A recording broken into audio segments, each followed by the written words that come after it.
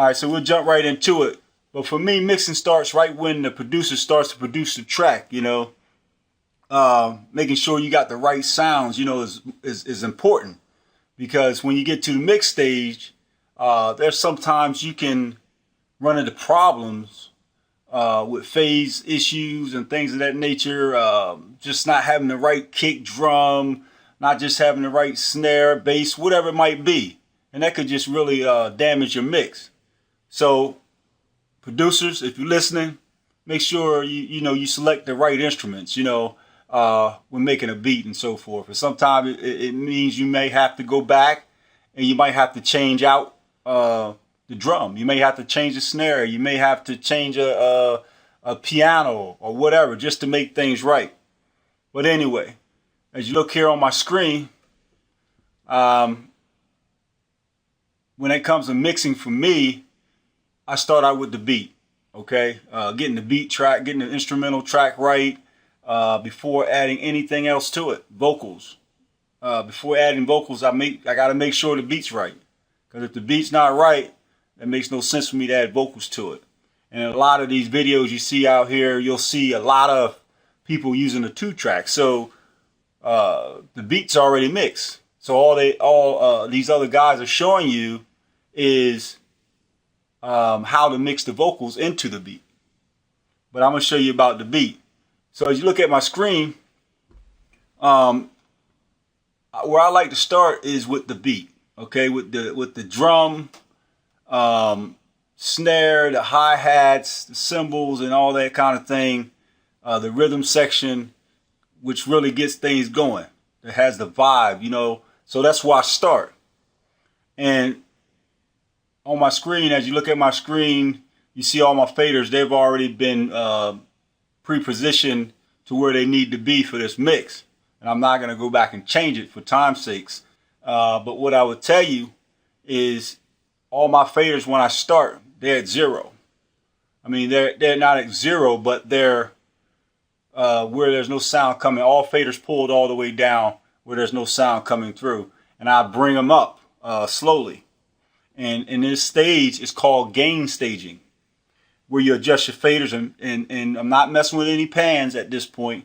I'm just trying to get a balanced sound with all my sounds. So I start out with the drum section. That's where I like to start. Drum section, then the bass. So I'll let you get a quick listen of what that sounds like. My drum section, my bass section sounds like. I'll solo these various parts just so you can hear what it sounds like. And so I'm gonna let you hear a little bit of this. I'm gonna flash to the next screen. That way I can move right where the beat comes in. And so this is just the drums playing. So take a listen. Just the drums.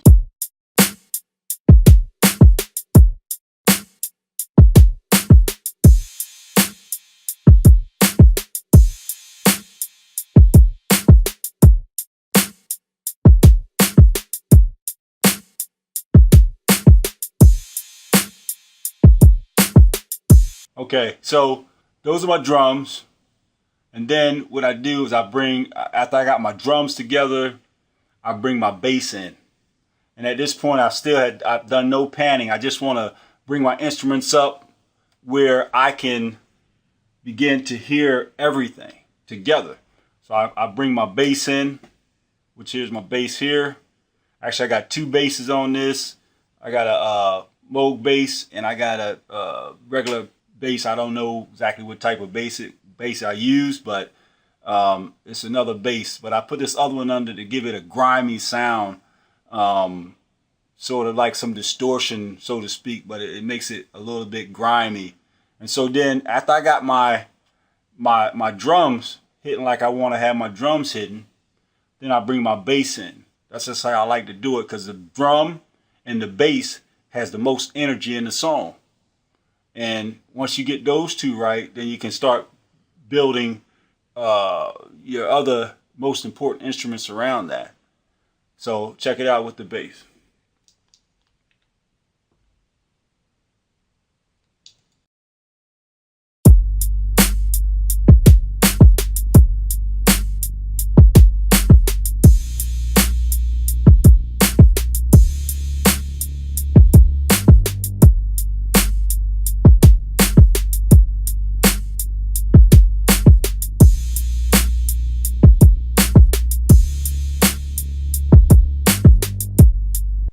Okay, so at that point, I said, okay, so what's my next important instrument?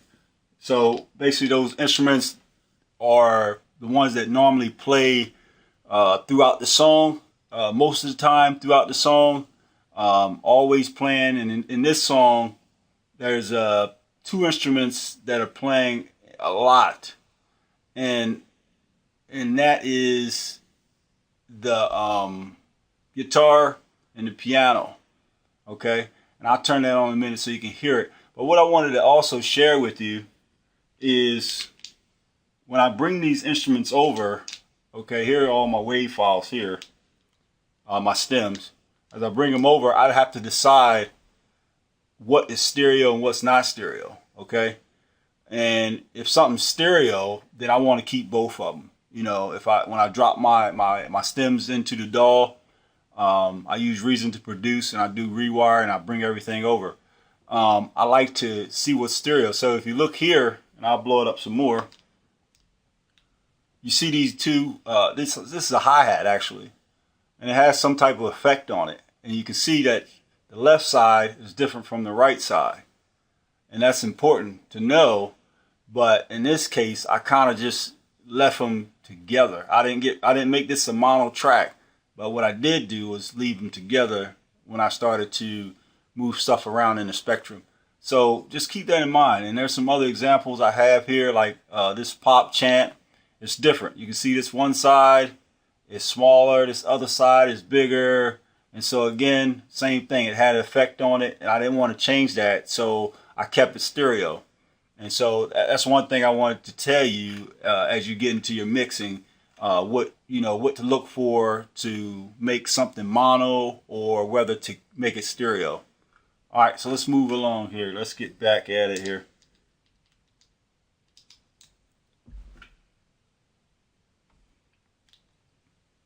So I got my piano,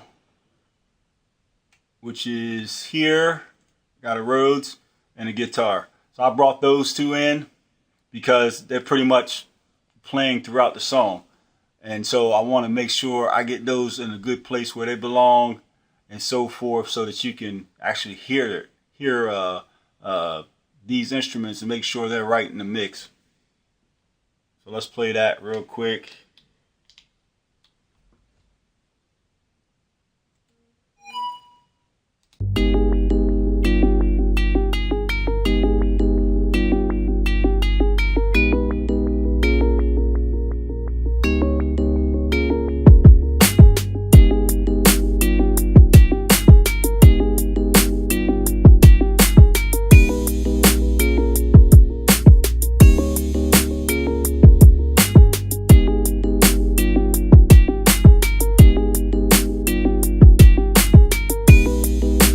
All right, you get the idea.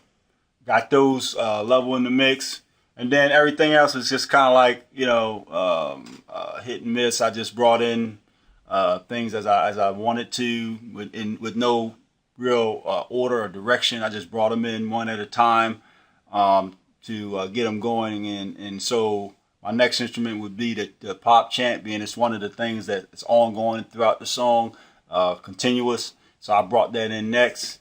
And this is what it sounds like.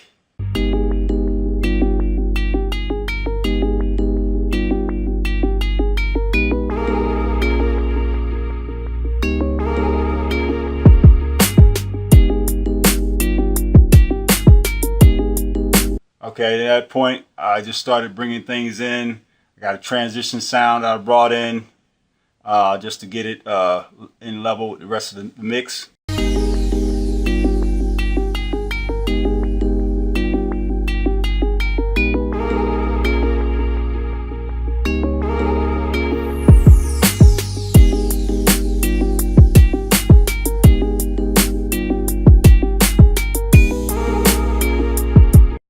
Okay, and then as it got to a point in the verse, brought in additional sound effects, which was this sound here, and also I do have a square that I got playing down in a pad playing underneath for everything that I put in the background, and this orchestra string. So let's take a listen as those things come in.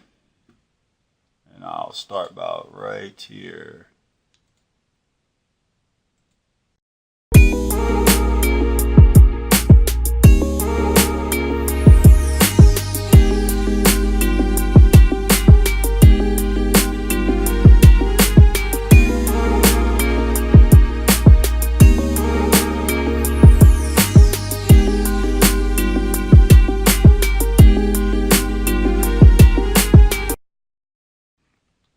Okay, and then at that point, I brought in these other strings. They're like strings to accompany this orchestra string on the hook.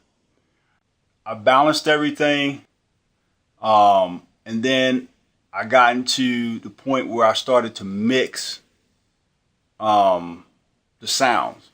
So basically, cutting out space for other sounds to come in. And so I started with my percussion section, my drums and so forth. And we can jump into that real quick. And I'll let you hear a little bit of the track now that everything's in. And at that point, also, what I did prior to adding any additional plugins on anything was panning. Now, the instruments that were stereo, I just left them stereo. I left them at 100 across the board, hard left, hard right on most of those things, except for the pop chant, which had an effect, and I wanted that more closer to the middle, but the effect, I wanted it farther to the right, so I panned it hard right, as you can see here. As you can see here, stereo, stereo here, and so forth down the line. Okay, so as I got into my percussions, I listened to those instruments all together after I made the panning corrections on each instrument the way I wanted it to be and where I wanted to place it in the spectrum. I then started to listen to how each thing fit in the mix, okay? And I would solo something by itself to listen to it, you know, when I added effect to it, but then I added to the mix to see how it sounds as well. So I got my, you know, everything playing, okay? Once I got it balanced out, I put everything together, because you don't want to mix and not have all your instruments together, because you can, you know, you can't, it's going to be together at the end of the day. So you can't have one thing sounding good by itself and then get in the mix and it doesn't sound that good. So you solo those things at some time just to kind of see how it sounds once you add effect to it, but you got to put it back in the mix to see what's really going on.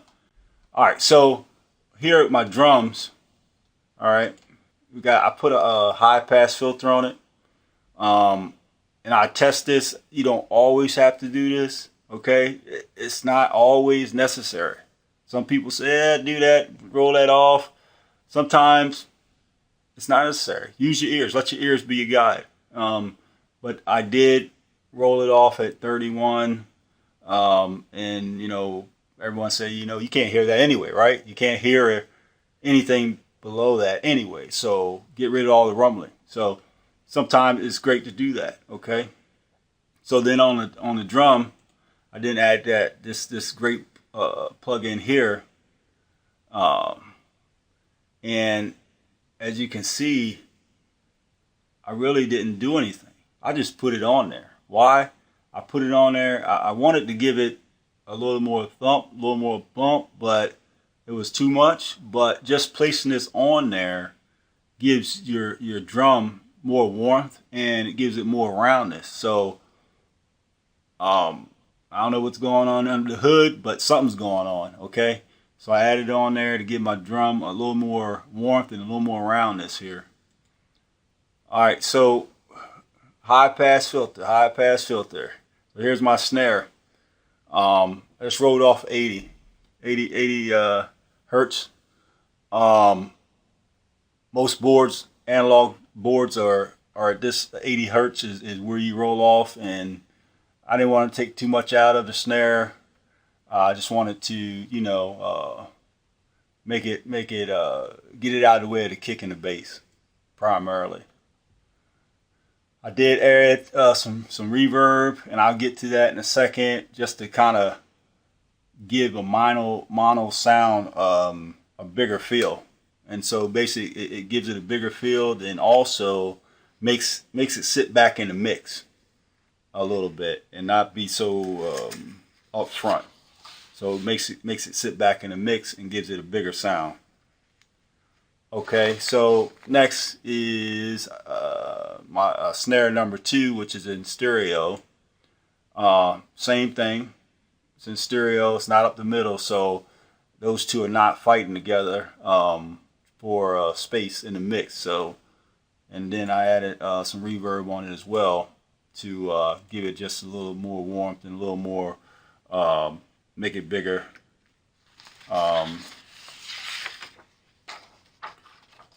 And then as I move along, I got another high pass filter. This is a little bit further up on and it's on the hi-hat. Just again, give its own space, get it out the way of the drum and the snare as well. And I liked it there. Sometimes I try to sometimes boost some highs on it and cut some lows out to make it stand out the mix, but in this case it didn't necessarily need it. And so, you know, we can sometimes get caught up in the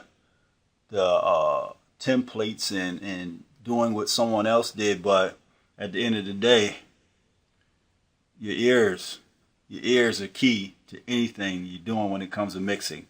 So use your ears more than someone's process. You know what I mean? And so I didn't have to do too much to it. I liked it the way it was, and so that's how I kept it. I didn't do too much to it. Cymbal, I left it down here at 80 because I didn't want it to be thinned out too much more than what it already was, and it sounded good like that. So that's why I left it. You know, less is sometimes more. You gotta remember that less is sometimes more. And sometimes we can get into doing so much that we lose it at that point. And so I got the drums, I got them grouped.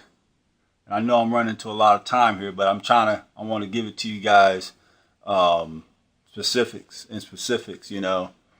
I got it on, I got this CLA 3 Alpha. It's basically an optical compressor. And I put it on there to kind of glue things together a little bit and to give it more, the drums and everything, a little more warmth. It doesn't hit the transients like you want it to, so it doesn't squeeze stuff a whole lot. It's a good transparent compressor, adds warmth to things, and that's why I used it. It adds warmth to it, and but it doesn't control hard transient. So if you're trying to control transients, then you want to use a VCA type of compressor, which I do have on the master bus. Okay. All right. So moving right along, I'm gonna just go down the line here. You can see my pans, what I got on the instrumentation here. Pop chant, again, just wrote off 200. The reason I did that is once I added the vocals, I didn't want it to compete with the vocals at all, and so I put it around there at 200, just to move it out of the low end where some of my vocal will be, and also to clear it, get it away from the bass and the drums and all those other instruments, to give it its own space. So as I keep going, this transition sound I just again didn't need to do anything to it. My bass, I got it grouped on a bus, and of course rolled it off at 31 just as a drum, and add a compressor to give it that warmth again on that. And then moving down, I got the sound effect here, nothing on it. Here I got the piano, I'm not the piano, but the guitar I just put a reverb on it to give it, like I said, make it bigger, make it a little bigger, make it bigger, a little larger, and also to make it, you know, set in the mix here. Here I got the piano. I did do some EQing on the piano. As you can see here, however, what I would tell you is use your ears. Don't look at my settings on this piano and think, oh, I can just set mine up like that and I'll be good. No, you got to use your ears. All right. And one other thing I will step back and tell you is, as you use these things, these plugins, you want to make sure that the input gain and output gain are the same. Okay, so what you're doing as you process these things, it don't just, oh, let's get louder. Okay, so you don't want to just get louder. High pass here, 150 on this pad, which is sitting underneath everything else, just to give it close up the gaps in the mix, basically, you know what I mean, so it doesn't sound empty, gives it a, you know, a full sound. So that's a good trick to do. So I used Waves F6. You can see what I did here on the string, kind of rolled it off at 220, and then added a little high shelf at the top and a little bit in the middle.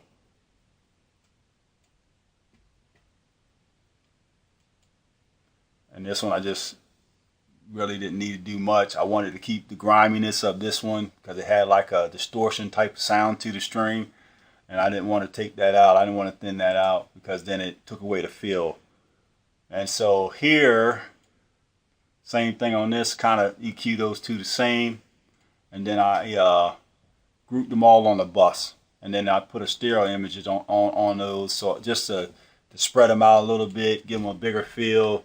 And so this is what I did when it came to mixing this beat.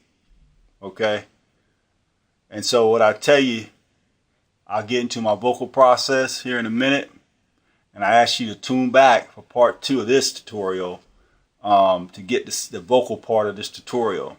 Okay, and what I did in the mix. But what I like to do is kind of just play a piece of this track for you so you can kind of listen to it.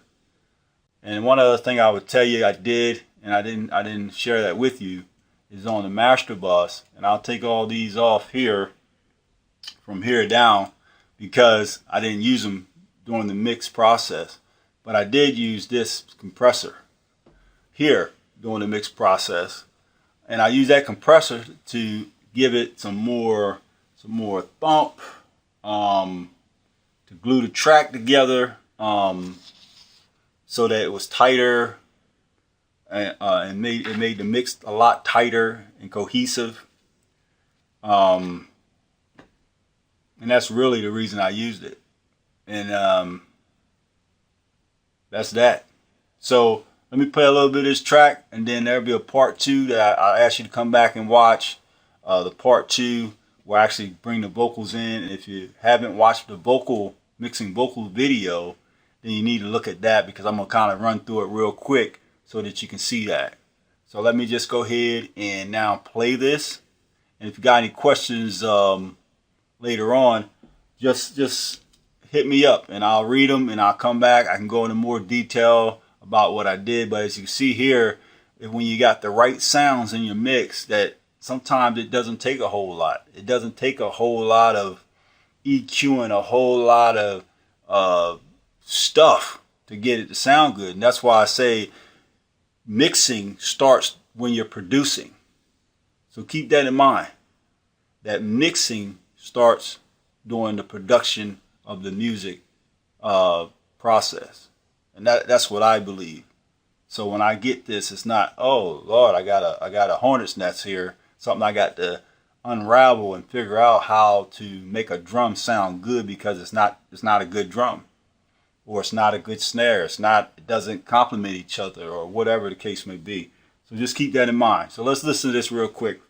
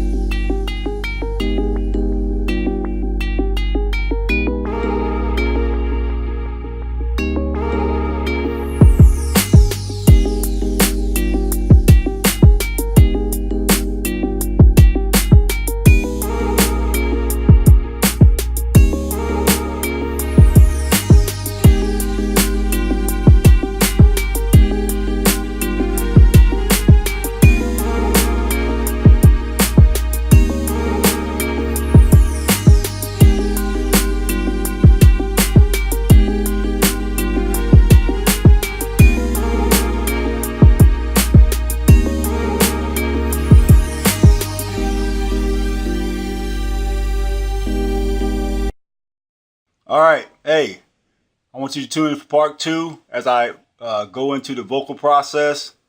Hope to see you there. But before you cut this off, please subscribe. Please subscribe. This is Don T Records Music Group. Tune into it, part 2 of this video. Thank you.